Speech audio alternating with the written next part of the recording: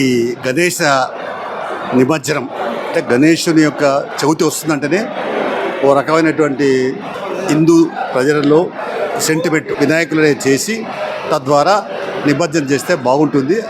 ఆరోగ్యాలు కూడా ఎవరికి నష్టం కాదు, అనారోగ్యాలు పాలు కాకుండా ఉంటుంది. ఆ రకమైన పద్ధతిలో చేయాలని ప్రభుత్వం ఆదేశించింది కాబట్టి భక్తులందరూ కూడా దాన్ని గుర్తించి ఆలోచించి తప్పనిసరిగా ప్రజల ఆరోగ్యం బాగుంటేనే సమాజం బాగుంటుంది.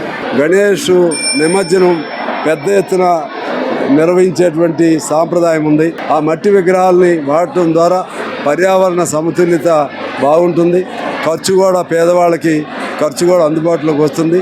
ఆ విధంగా పేదవాళ్ళు, ఎందుకంటే అది ఎంత విశ్వాసం అది గణేష్ మీద, ఆ విశ్వాసానికి అనుగుణంగా పూజలు చేసుకుంటూనే ప్రకృతిని విచ్ఛిన్నం చేయకుండా ఉండే విధంగా జాగ్రత్తలు తీసుకోవాలి.